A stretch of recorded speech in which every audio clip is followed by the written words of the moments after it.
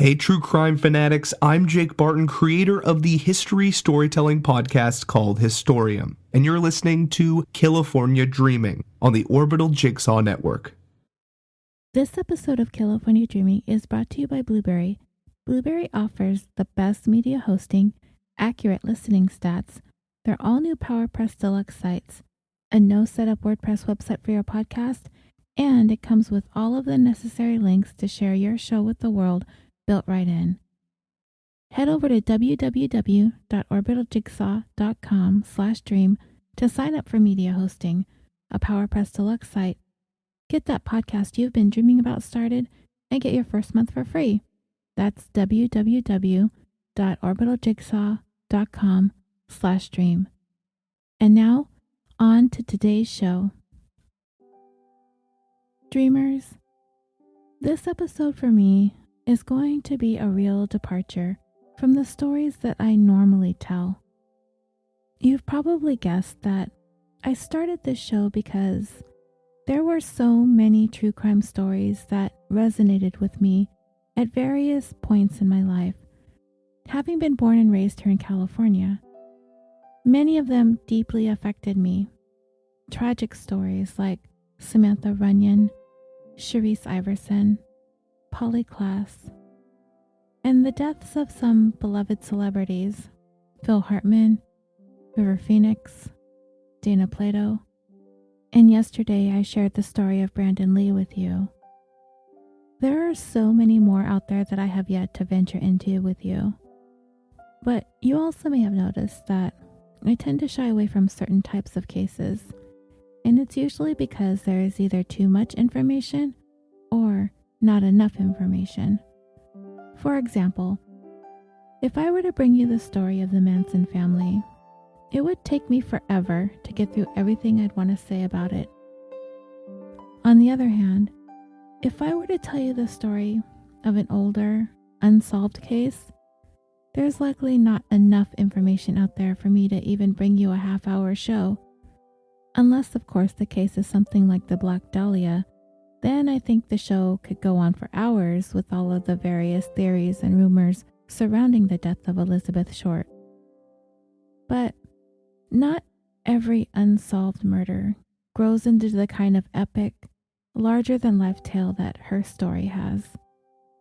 And not every missing person has the kind of attention paid to it like some stories out there have. Some of them even have their own podcasts like Maura Murray or Jennifer Kesse or Tara Grinstad. Even the fictitious Clara Pockets gets a lot of play. Many cases, murders and missing persons alike, grow cold, and they stay cold for a very, very long time. They become forgotten as more and more time passes with no new information to be had. Family members and loved ones struggle to move on, adjusting their lives to somehow make the void of their missing or murdered loved one a part of their existence. Because let's face it, there's no filling that kind of void. They live their lives, they grow old, they pass away, perhaps never knowing who took the life of their loved one or who caused them to vanish from the face of the earth. They go on to their graves with broken hearts, never knowing the answers to the questions that dog them for the remainder of their lives. Investigators have to move on too. Their jobs continue on. They can't possibly hang on one case forever, as work must be attended to.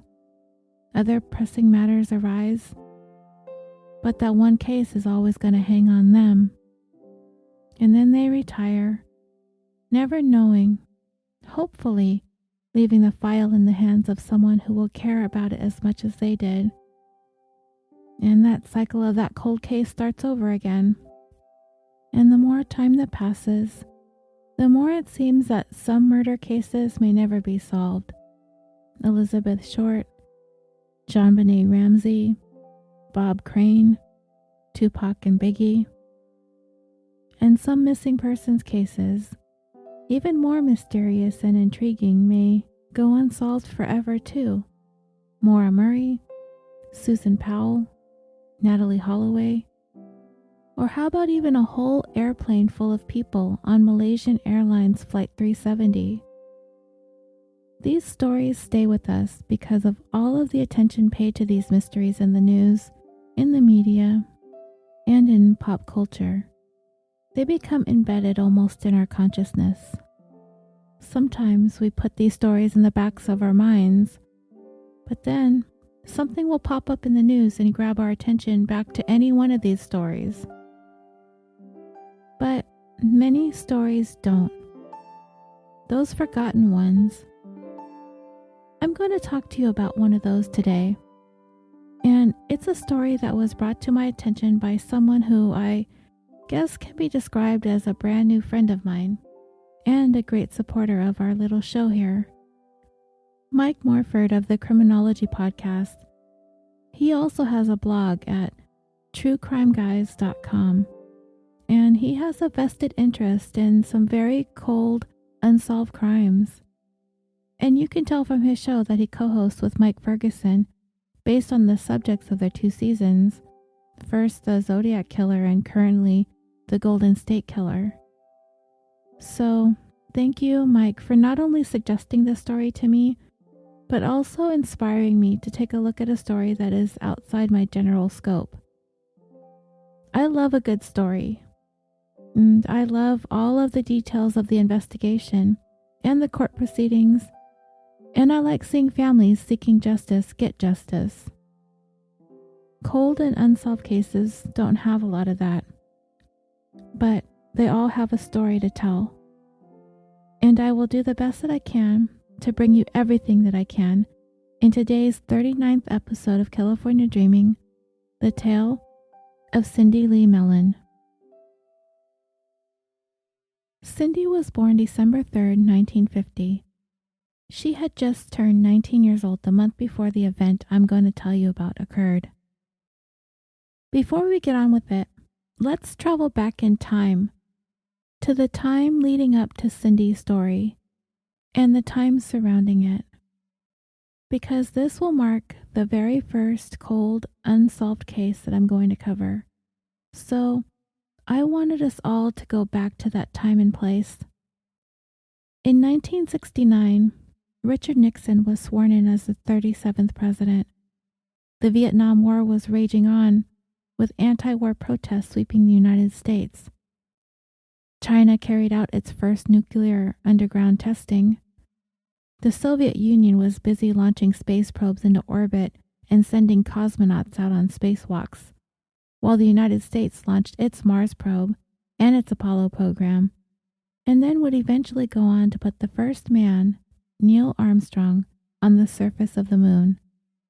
The New York Jets upset the Baltimore Colts in Super Bowl III, while the New York Mets defeated the Baltimore Orioles in 4 games in the World Series. San Francisco Giant Willie Mays became the first player since Babe Ruth to hit 600 career home runs. Elvis was making a comeback, while the Beatles gave their last public performance in London, but also took that picture on Abbey Road, followed up with John and Yoko tying the knot. And meanwhile, in Florida, of course, Jim Morrison of The Doors is getting some indecent exposure charges. Judy Garland died of a drug overdose in London. Woodstock happened, and Walmart Incorporated. The Boeing 747 made its maiden flight. The Godfather was published. The very first temporary artificial heart was implanted. The first person circumnavigated the globe without stopping and alone. The first American died in St. Louis of what would 15 years later be identified as HIV, the very first confirmed case in North America. The Zodiac Killer is becoming a thing in California. Not to be outdone by the Zodiac, the Manson family were in full swing in their murder spree as well. Ted Kennedy and the Chappaquiddick incident happened. The UK stopped using the halfpenny. The Gap opened its first store in San Francisco, and Dave Thomas opened his first Wendy's in Ohio. The very first ATM popped up in Rockefeller Center. Scooby-Doo made its world premiere on CBS, and The Brady Bunch broadcast on an ABC, and Sesame Street aired on the NET network in the United States. color television was becoming a reality. Butch Cassidy and the Sundance Kid hit the theaters. The predecessor of the internet, the ARPANET link, is established. And that was just 1969. Then came January of 1970. The very first episode of the very first soap opera in the United States aired on ABC, All My Children.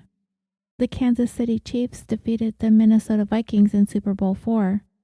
The Jackson 5 were killing it on the Billboard charts with I Want You Back, and Black Sabbath debuted with what is regarded as the very first heavy metal record. And then, it was just about this time that our story today was about to take place. Ventura County is an area that lies just north of the Los Angeles metropolitan area. And as you pass through it headed north, you will find yourself just about in the southernmost part of what is considered the central coast of California. In it, of course, you will find its county seat, the city of Ventura. But that isn't actually its full given name. Its official name is San Buenaventura, named after its Spanish mission, founded in 1782 by Junipero Serra, the first leader of the Franciscans in California. It would be his 9th and final mission that he established.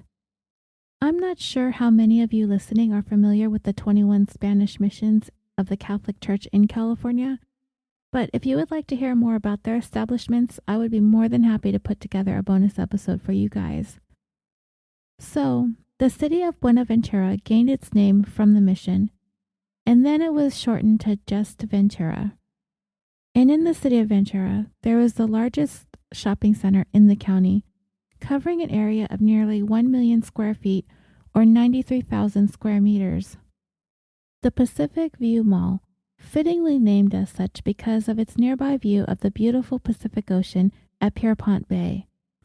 However, when it was first being built in 1962, it was an open-air shopping mall named, once again after its local Spanish mission, the Buenaventura Center. And its very first store there was the Broadway, which opened in 1963. Do any of you listening remember the Broadway? I do. At my local mall, it's now a Macy's where the Broadway once stood. So this is precisely the place where Cindy was working, the Broadway, one of the anchor stores at the Buenaventura Shopping Center. And on the night of Tuesday, January 20th, 1970, she was a part of the closing crew. I'm not sure what time the mall closed on an average weeknight like that back then. I'm assuming it must have been about 9 p.m. That's the time the malls have closed for as long as I can remember. And according to 2 people who work with Cindy, the last time they saw her was around 10:30 in the parking lot. And I will come back to that in a moment. I wanted to try to take us back to that night. How many of you have ever worked at a mall? I did for about 4 years or so. I didn't work at one of the big anchor department stores or anything like that. I worked at a small kitchen and houseware store called Lecter's Housewares. Some of you may remember it. I think they reached their peak during the late 80s and early 90s. They slowly went under due to the rise of stores like Walmart coming into town. When I worked there, the stores all closed at 9 p.m., Monday through Friday, 8 p.m. on Saturday, and 7 p.m. on Sundays. After the store closed, the person in charge would close out the registers for the day, count out the drawers, and get the deposit ready for the next day to be sent to the bank. The other employees would get the store back in order, straighten up the shelves and displays, mop, vacuum, take out the trash, stuff like that. In a small store like the one I worked in, this would take maybe about an hour. So on the average weeknight, we'd be headed out around 10 p.m. We'd all leave the store and walk to our cars together. But at a big store like the Broadway, and if you aren't familiar with the Broadway, remember that I mentioned my local Macy's used to be a Broadway. So that can kind of give you an idea of what the layout and the size of the store is like. So it is likely to take more time to get the store closed down for the evening, get the registers counted down, and get the store back in order and clean for the next business day. and I could easily see that taking employees much past 10 p.m. So this would bring us back to the parking lot of the shopping center at 10:30 that evening. 2 other employees at the Broadway reported that they spotted Cindy standing beside her vehicle, still parked where she had when she arrived earlier in the day for work. Their husbands had picked them up and they drove past Cindy next to her car. It had a flat tire, and she appeared to be looking on as someone was helping her change the tire. The co-workers of Cindy did not really recognize this man. To them, he appeared to be slim in build and described him as tall, guessing his age to be between 35 and 40 years old. When they saw him, he was hoisting Cindy's car with the jack. Not really thinking much of it in the moment, they carried on and headed over to a nearby restaurant or a cafe. I'm not sure which, but it was still open at that hour, to grab a cup of coffee with their husbands before parting ways and heading home. When the 2 co-workers and their husbands drove back by again after having that cup of coffee, they happened by Cindy's car, but this time, she was nowhere around the vehicle, and neither was the tall, slender man who was helping her change her flat. Her co-workers jumped to the conclusion that for some reason, the tire was unable to be changed or something like that, so either that was Cindy's dad who had been helping her, or her dad must have been contacted and came to pick her up and decided to deal with the flat the next day. To me, this would seem to be an odd conclusion to jump to, just leaving the car there, partially worked on, with everything left out, everything left behind, seemingly in the middle of the tire change. Well, at least I think it's odd. This was 48 years ago. Times were different and thinking was different. This was the dawn of a new decade. The 60s had been a juxtaposition of tragedies and social change. And as the 70s wore on, when it came to violent crime, there was a rise of this particular breed of criminal, the serial killer. The story I'm telling you took place right at the start of the 70s. So I don't know how aware people were of the potential for danger out there. To us, looking at this flat tire scenario in the empty parking lot of a shopping center at 10:30 or 11 o'clock at night, alarm bells and red flags would be all over the place. But not so much for Cindy or her coworkers. Their minds just didn't go there. And not too long ago, I had a flat tire, but it was in the morning and I was parked someplace safe. My daughter was with me, so I figured then would be as good a time as any to teach her how to change a flat tire, like my dad did for me. He actually insisted that I prove to him that I could do it before he'd let me drive, so I kinda had to learn. But naturally, I was struggling with it, and I'm not sure why. I think my jack wasn't working properly, and I was on the verge of calling roadside assistance, but then a stranger came by and offered help, and he used his jack, and he was able to help finish changing the tire. And I lived to tell about it, right?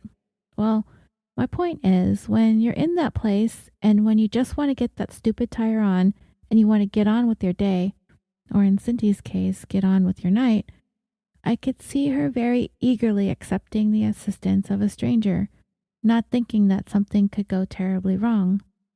You just want to get that tire on your car. I get it. I've been there. Ideally, your flat tire story ends like mine did. Thank the stranger and get on with their lives, but this was not the case for Cindy. The following morning, Cindy's dad became alarmed when he woke up before dawn and saw that she wasn't home. This wasn't like her. He looked outside for her car and he didn't see it. Worried, he quickly headed over to the Buenaventura Shopping Center to see if she or her car were still there. He found the car all right, but no sign of Cindy. Even more concerning was the way in which he found the car. It was still hoisted up on that jack. The flat tire had not even been removed yet, and the spare was set aside nearby. This was a bad sign, as this meant something abruptly stopped Cindy's flat tire from being changed. This having occurred in a very short window of time, between approximately 10:30 and 11 p.m., the time when her coworkers last saw Cindy standing outside by her car with the unknown man who was in the process of jacking up the car, and the time that they passed by again returning to their vehicles from having had that cup of coffee. Somewhere in those 30 short minutes, Cindy and the unknown man were gone. Cindy's father immediately called police to report his daughter missing. Investigators made their way to the parking lot of the Buenaventura Shopping Center where Cindy's abandoned car sat, partially jacked up. The doors of the car, the trunk, and the glove compartment were left open.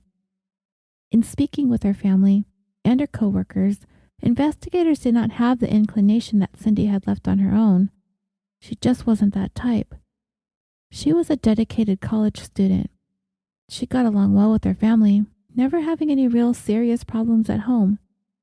She dated casually, but was not in any serious relationship at the time. She had never run away or inexplicably left home for any amounts of time. She enjoyed her part-time job working at the Broadway, and she just started college. And besides, why and how would she run off without her car?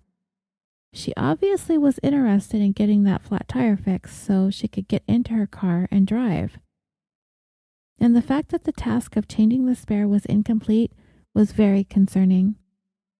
Investigators were able to obtain an unfortunately ambiguous description of the man assisting Cindy with her flat tire. Tall, thin, 35 to 40. That hardly narrows down the persons of interest pool. Sounds like the average guy. Whoever he was, police wanted to talk to him. That is, if they could find him. And the chances of that were slim. Cindy's co-workers couldn't have known that they were going to need to recall this man the following day when their friend suddenly was nowhere to be found. One can only imagine how sad and frustrating that must have been for them, and for everyone, that this person was right there, and now that person was nowhere, as was Cindy. Cindy's dad later on, when he had a chance to take another look at her car, once he had a chance to collect himself from the understandable shock and fear of having discovered his daughter had gone missing, he took a closer look at the tire and something jumped out at him immediately. One look and he knew this was not a flat that occurred by happenstance. This tire was slashed, deliberately flattened by someone with a sharp object on the side of the tire. Now, I'm sorry, but this bothers me a lot. Why is it that Cindy's dad was the one who found this crucial piece of evidence? Why was it not the investigators at the scene the ones who made this critical discovery? Now, I am by no means a tire expert, but I certainly have had my fair share of flat tires, and if you're anything like me, once you've changed your flat tire, you kind of sort of give it a cursory once-over to see if you can spot what may have caused your tire to go flat, right? I know that there are some of you out there, and I'm guilty of this too, have let our tires get too bald and then they just wear out, and then they begin to lose tire pressure, which forces us to finally get those new tires we've been procrastinating about getting. Aside from that, we've all found that nail or that screw embedded in our tires, or perhaps we've hit or run over something that caused our tire to go flat. My point is, we know what the things that cause our flats to look like. That being said, if for some weird reason we found our tire or tires to be slashed, it would be obvious immediately, wouldn't it? A large cut into the side of the tire would stand out to us right away, and we would know that that cut was done by someone on purpose. So, for the investigators not to have been the ones to find this piece of evidence at the scene, to me is unacceptable, and I would definitely begin to worry about the state of my daughter's case if investigators were overlooking things that should practically be slapping them in the face. Cindy's dad told reporters that he could see that the tire was deliberately punctured with most likely a knife. He said that he was able to observe a large slit on the side of the tire. He also went on to say that whenever Cindy had car trouble, that she would almost always call him for help, stating that his daughter did not know how to use a jack, nor did she know how to change a flat tire. Okay, so what does all of this mean? Upon leaving work that night, it seems that she may have arrived at her car ahead of her coworkers. To me, this means that they all didn't leave at exactly the same time. Or perhaps Cindy left slightly ahead of the others because her share of the work was done and she was able to clock out and go home ahead of everyone else. But not that much ahead, because by the time her two coworkers passed by and saw her standing there watching the unknown man jack up her car, enough time had passed for Cindy to have noticed her car to have had a flat, but it didn't get much further than that when she was approached by someone who offered to help and began doing so by getting the implements out of the car to begin the work on changing the tire, the jack, the tire iron, the spare.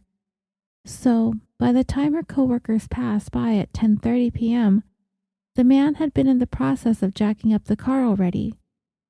This lends to the idea that this man was someplace close by, looking on when Cindy discovered that she'd had that flat tire, and quickly approached her with an offer to help. And I don't think we would be remiss in speculating that this would probably be the same man who flattened the tire in the first place, as according to Cindy's dad, she would have called him. But it's not like she had a cell phone like she would have had if this had happened today, right? This was 1970. She would have either had to have gone to a nearby payphone, or she would have had to go back into the Broadway if that was even an option, as the person in charge or the supervisor or the manager would have already locked the doors and armed the alarms by then, right? And getting back in may not have been an option. Or Cindy would have gone to perhaps the nearby restaurant or cafe with her coworkers to call her dad to come and help her. But she did none of that. She accepted the man's help, not noticing or realizing that her tire had been slashed on purpose, not seeing that she was actually being set up. The flat tire was all a ruse, and she never saw it coming. I told you all about the many things that were going on in the world, in politics and news and sports, music, television, and pop culture. And somewhere in the middle of all of this, that an unassuming 19-year-old student and part-time salesperson at the mall vanished from the parking lot of where she worked, never to be seen again. Cindy's name and picture made it into the local papers. You can see images of those news clippings online, but before long, her name and her photo and her story fell to the wayside. But not for Cindy's family. And unless we've lived through something as painful as having a missing loved one, then we cannot possibly understand the pain and frustration of never knowing what happened can cause. It never goes away. That emptiness looms over the family for the remainder of time, especially in a case like Cindy's. The days turned into weeks, weeks into months, months into years, and years into decades. As of the airing of this episode, it has been 48 years, 2 months, and 13 days since that night Cindy all but vanished off the face of the earth. That's 17,604 days. If she were alive today, she would be 67 years old. She could have been a grandmother by now. And so, the question lingers, what happened to Cindy?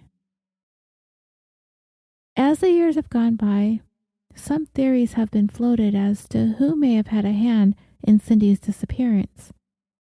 particularly some notable serial killers, namely Mac Ray Edwards, Rodney Alcala, and the Zodiac Killer. Let's quickly take a look at each of these suspects and see how they line up. Starting with convicted serial killer Mac Ray Edwards. Born in Arkansas, he moved to Los Angeles in 1941. He obtained work as a heavy equipment operator for Caltrans, the department that works on the roads and freeways in California, a job which apparently was useful in helping Edwards dispose of his victims. He murdered 3 children between the years of 1953 and 1956. 8-year-old Stella Darlene Nolan of Compton, California. She disappeared on June 20th, 1953. He was convicted of her murder. Edwards confessed to killing 15-year-old Donald Lee Baker and 12-year-old Brenda Jo Howell from Azusa, California. They disappeared together on August 6, 1956, and Brenda Jo was the sister of Edwards' wife. He was never charged with their murders because their bodies were never recovered. Then Edwards seemed to have taken a hiatus from killing for almost 12 years. 16-year-old Gary Roche of Granada Hills, California, was found shot to death November 26, 1968. Edwards was convicted of his murder as well. 15-year-old Roger Dale Madison of Selmar, California, disappeared on December 16, 1968. Edwards was also never charged with his murder because he was never recovered either. And lastly, 13-year-old Donald Allen Todd of Pacoima, California, disappeared on May 16, 1969. Edwards was convicted of his murder as well. One of his victims was found underneath the Santa Ana Freeway, and he is said to have disposed of another one of his victims underneath the Ventura Freeway. So, he definitely used his work as a heavy equipment operator to try and cover up his crimes. However, in March of 1970, he, along with the teenager who became his accomplice, abducted 3 girls right out of their own home in Selmar, California. The girls managed to escape, and Edwards subsequently surrendered and provided police a full confession that implicated him in the murders of those 6 children. It is thought that Edwards may have been linked to at least 18 more disappearances and murders, but those are just some jailhouse claims he is said to have made. He granted an interview with the Los Angeles Times after his conviction for the 3 killings, and he recanted his claims, going back to his original 6 victims. Investigators did have reason to believe that he was quite possibly still killing during that 12-year hiatus, but he never specifically implicated himself in any other cases, although he remains a person of interest in several unsolved cases during the time that he was actively killing in Southern California. So, how well does Edwards fit as a potential suspect for the disappearance of Cindy? Well, geographically speaking, he kind of fits. His last kidnapping of those 3 girls is approximately 65 miles or 104 kilometers from where Cindy disappeared from. And as you can see from the variety of locations all over Southern California from which his victims were abducted or killed, getting around wasn't a problem for him. So yes, he was indeed in the area, but Cindy was a little bit older than the victims he typically targeted. And it seemed that Edwards also targeted young male victims, although he didn't seem opposed to attacking young female victims if the opportunity presented itself. He was in the right place, but I'm not convinced that she was a victim of his, and he never confessed to it. Edwards was convicted of 3 murders and sentenced to death. He was incarcerated on death row at San Quentin Prison, but on October 30th, 1971, after 2 previous failed attempts at doing so, Edwards hanged himself with his TV cord. Whatever secrets he had died with him. Then there was serial killer Rodney Alcala. You may have heard of him being referred to as the dating game killer. due to the fact that he made an appearance on the show during the time he was in the midst of committing his crimes. He has been convicted of murders in California and New York.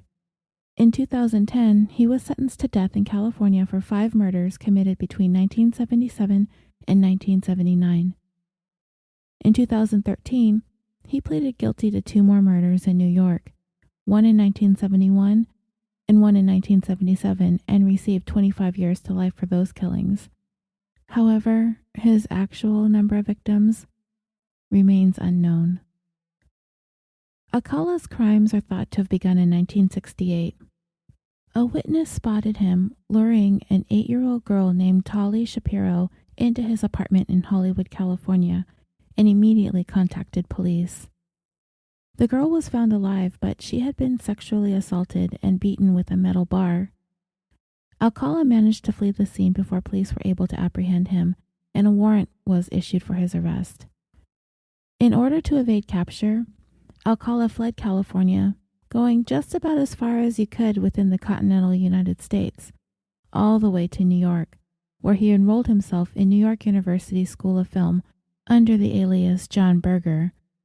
In 1971, Alcala managed to gain employment as a counselor at a children's art camp in New Hampshire, using a slightly different spelling of his alias, Berger instead of Berger, Burger instead of Berger. And in June of 1971, a 23-year-old TWA flight attendant, Cornelia Crilly, was discovered in her Manhattan apartment, sexually assaulted and strangled to death. Her murder remained cold until Alcala was tied to it in 2011 through DNA. In early 1971, Alcala landed on the FBI's 10 most wanted fugitive list. It wasn't too long before a couple of observant kids at the camp saw the FBI's poster pinned up in the office of the camp. Can you imagine being at camp and seeing your counselor on an FBI most wanted poster? Crazy. So those kids alerted someone in charge. They were like, this guy on the FBI poster kind of looks like camp counselor John over there. Oh my goodness. Well, fortunately, Alcala was promptly arrested and extradited back to California.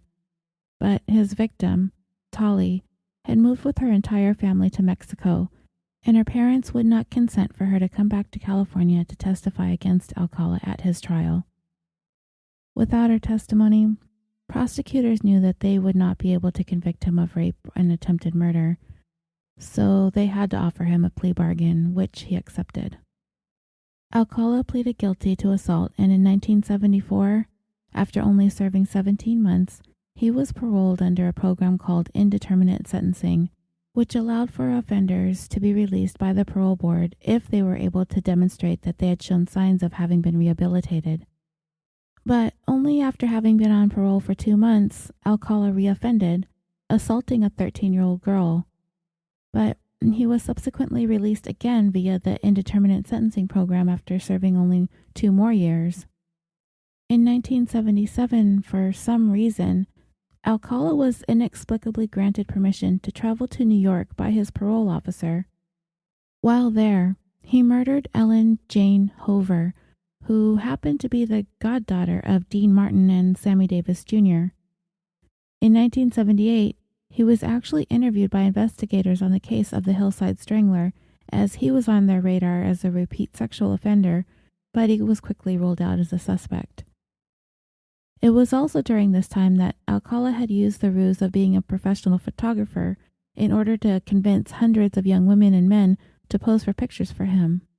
He would eventually come to have in his possession more than 1,000 pictures of women and teenage girls and boys, usually in provocative, sexually explicit poses.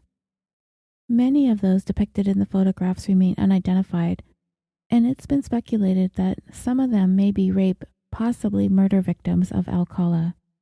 As a matter of fact, Alcala has been most recently charged with the murder of a woman identified in one of his pictures, way back in 1977. His appearance on the dating game took place in 1978. So, what does this mean in terms of the possibility of him being involved in Cindy's disappearance? Geographically, it kind of fits. Some of his killings did take place in the Southern California area. However, at the time that Cindy went missing, Alcala purportedly absconded to New York to avoid arrest for the assault on Tolly. It's possible that he made his way back to Southern California during the time that he was on the run, and he wasn't on the FBI's most wanted list yet. And we've known criminals to be on the lam, but for some reason return to the areas where they've committed their crimes, so it's not unheard of. But there's no evidence that indicates that he ever did that, and he seemed to be gainfully employed on the East Coast at the time. Then there's the matter of those more than 1,000 pictures found in his possession. There has been some speculation that Cindy is the subject of some of those photos, but there is no definitive proof that she is, nor has she positively been identified in any of them. In addition to that, if it were Alcala there that night helping her change her tire, would she have suddenly abandoned the task and up and left to go participate in an impromptu photo shoot with Alcala, leaving her car there on the jack, doors and trunk open? Probably not. Cindy seems to fit Alcala's victim profile, but the way in which she disappeared from a public parking lot does not seem to fit his modus operandi.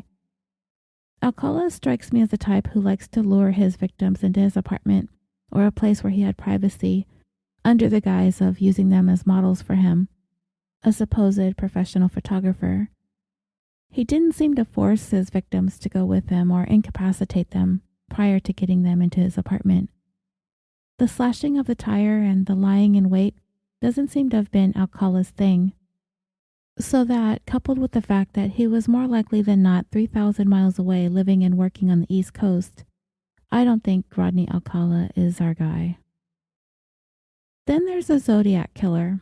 Let's take a quick look at his crimes and see how this still unknown serial killer might possibly have had a hand in Cindy's disappearance.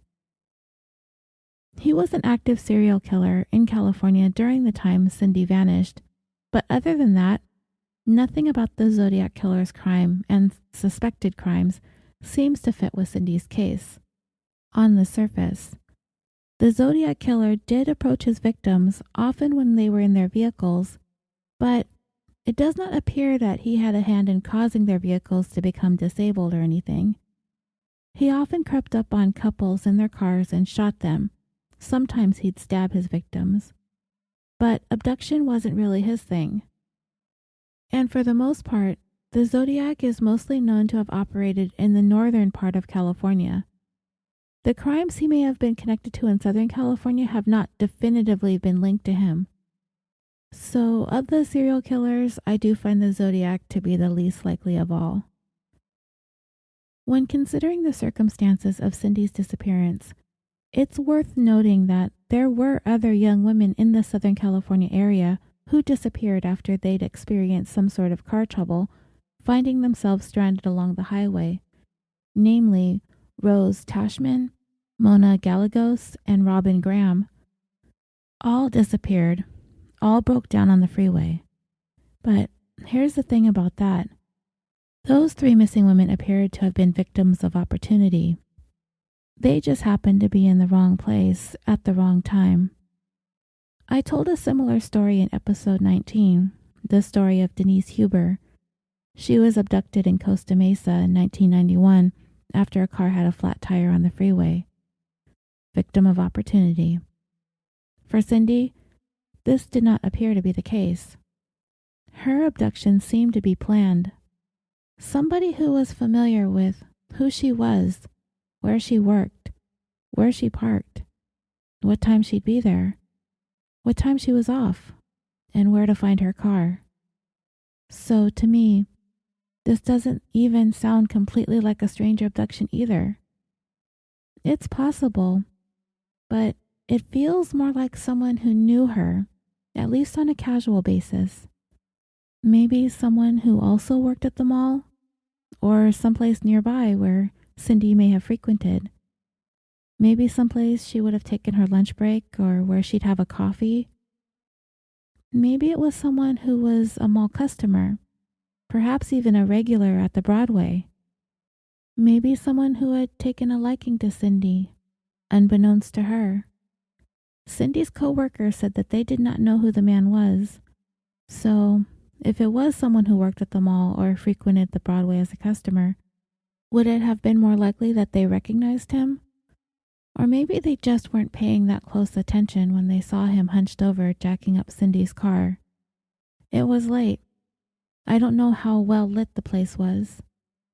And I also wonder how trusting Cindy was of people in general. Would she have accepted the help of a stranger at that hour of the evening?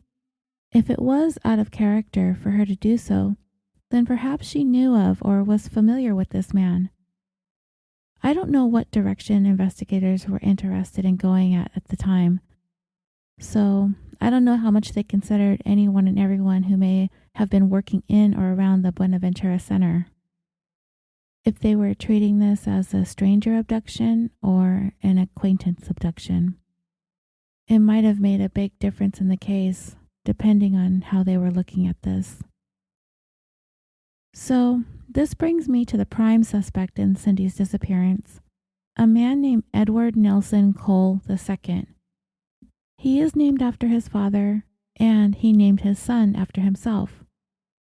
I am going to tell you a little bit about this man, as there is very little known.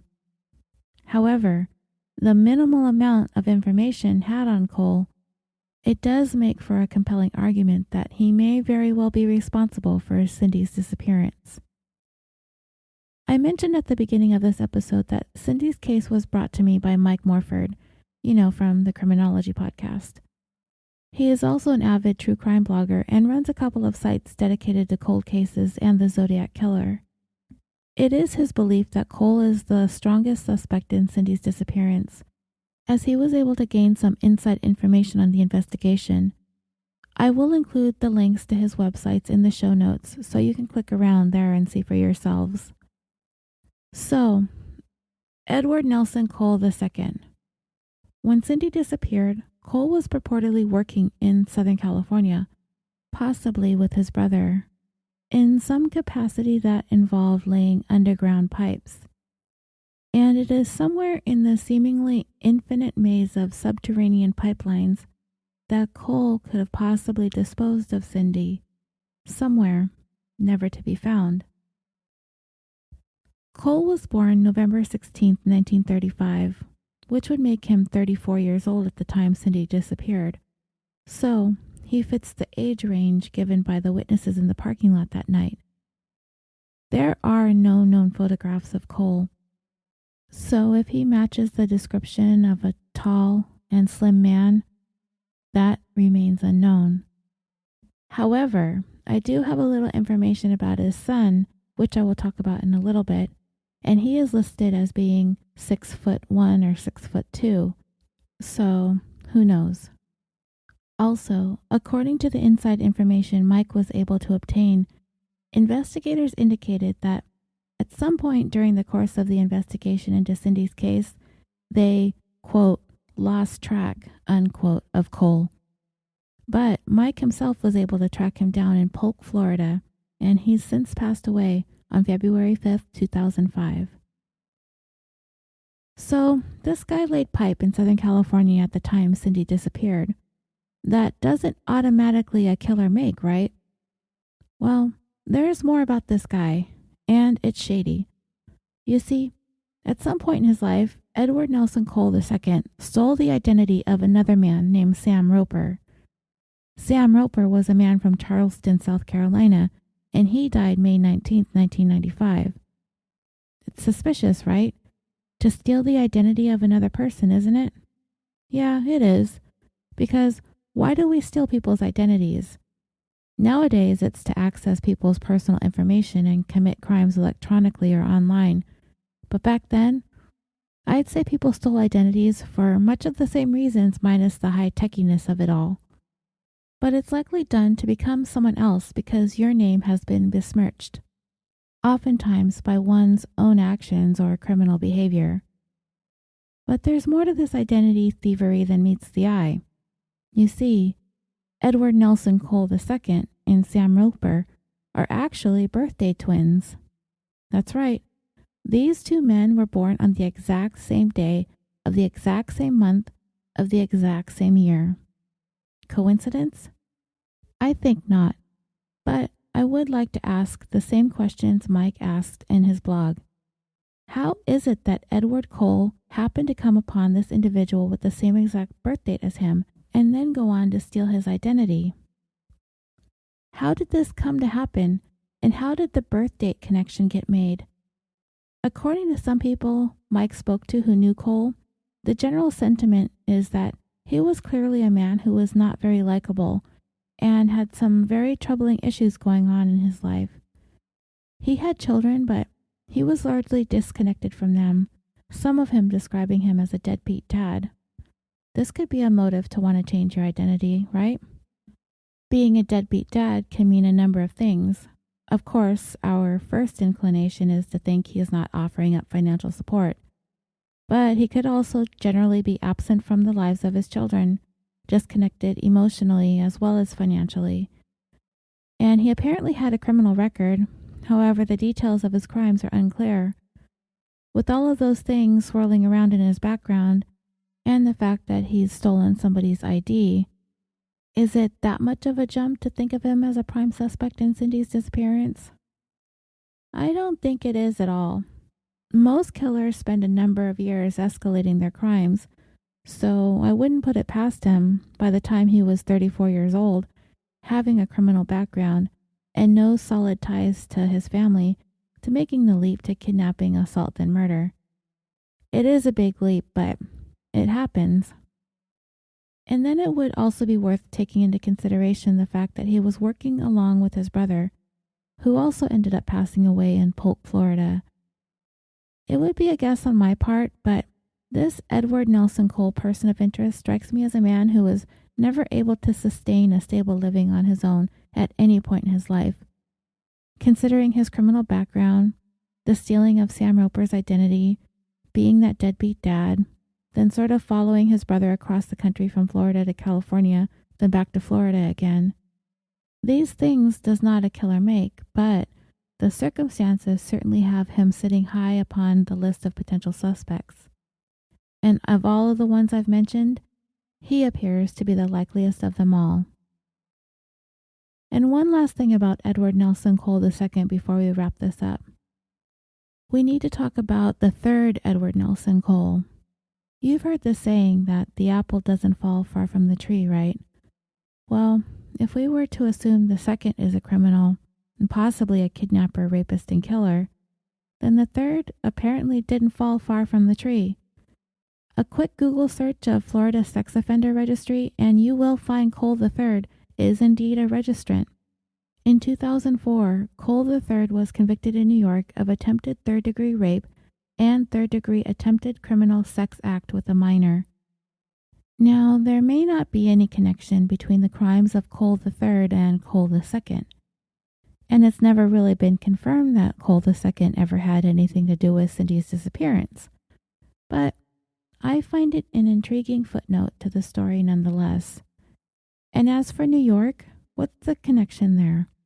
Well, his grandfather, Cole I, lived in New York for most, if not all, of his life, so I would imagine he continued to have family in the area, therefore ending up finding himself in some serious trouble there.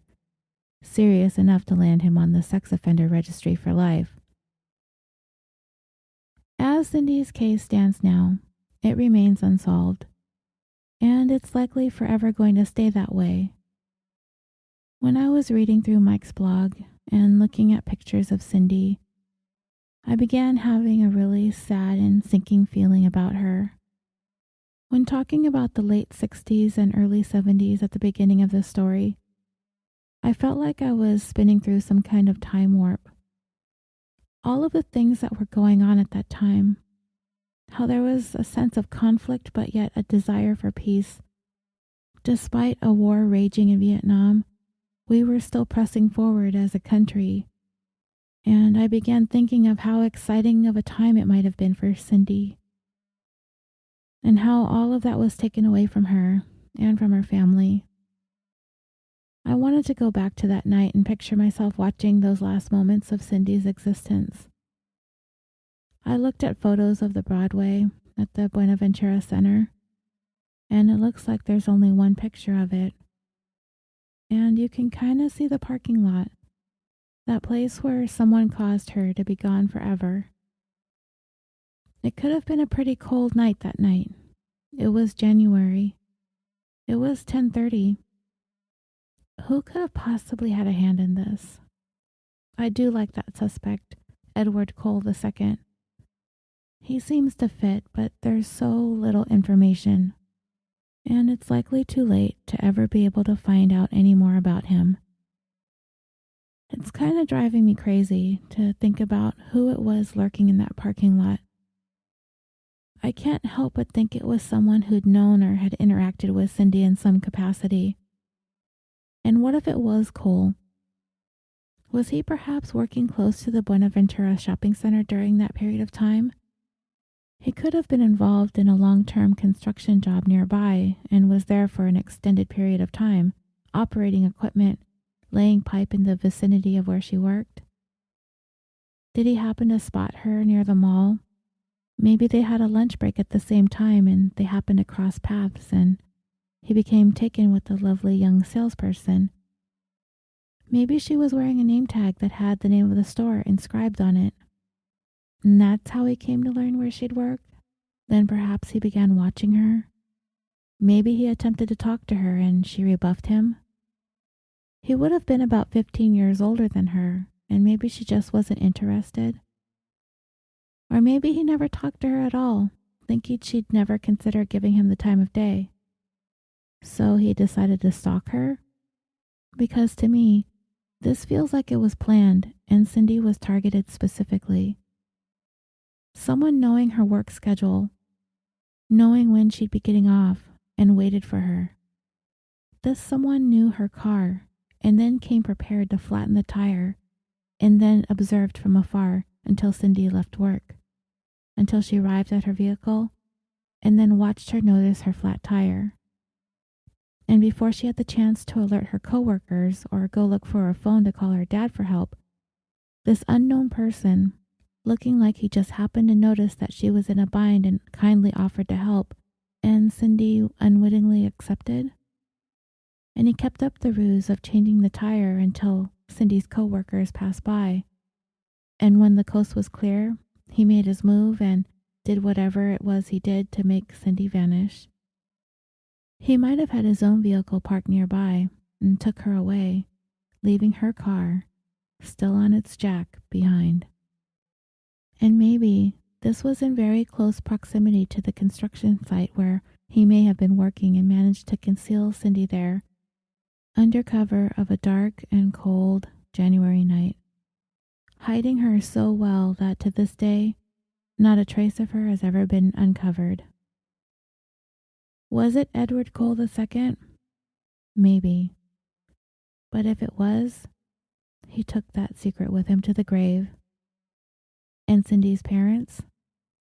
They went to their graves without ever knowing what became of their child.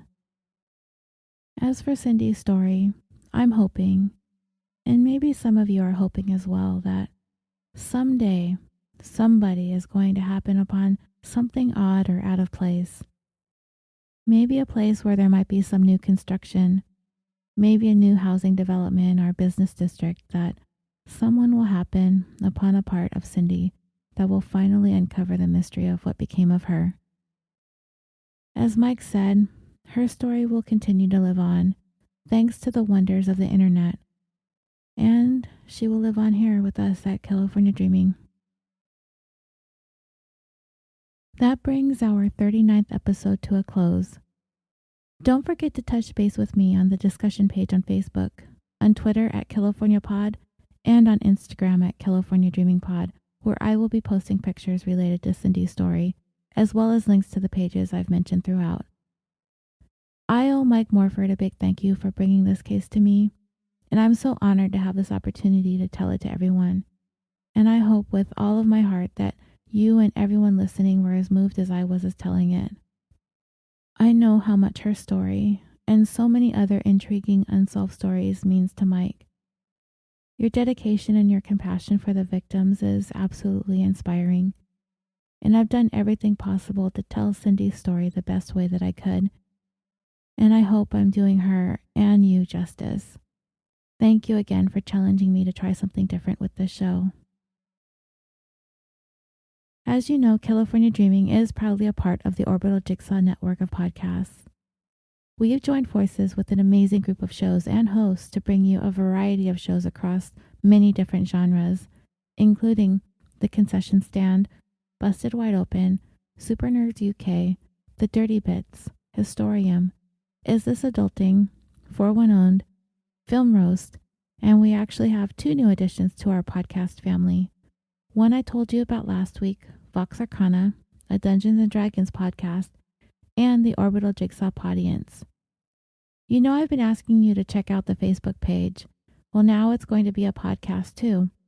The founder and CEO of Orbital Jigsaw, Nick Howell, is bringing a show specifically to podcasters and aspiring podcasters, with interviews with some of the top vendors and developers in podcasting, inside scoops, and behind-the-scenes information, why things happen the way that they happen, and some tips on how to best make your show a success. Listen to the introductory episode now, especially if you are a host or thinking about becoming one, at www.orbitaljigsaw.com and click on the link on the homepage. And before we go, I have a couple of show promos to play for you. 2 really great shows that I think you might enjoy. Take a listen. Hey everybody, my name's Lisa. And my name is Matt. And we are the hosts of Eye for an Eye podcast. And we are trying to determine whether or not the punishment fits the crime.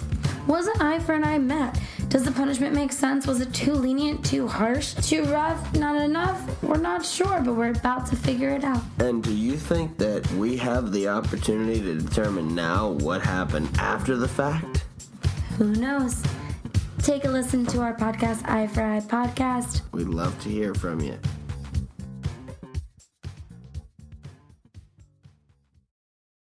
The Cult of Domesticity is a weekly podcast created by 2 best friends who share a love of history, true crime, literature, somewhat current events, and everything else in between. Join us every Thursday as we cover things that interest us and hopefully you too. You can find us on iTunes, Spotify, Google Play, and most other podcast listening apps. We're also on Twitter, Instagram, Facebook, and YouTube, and we cannot wait to hear from you. Bye! Bye! And as always, dreamers, thank you for listening, and until next time, sweet dreams.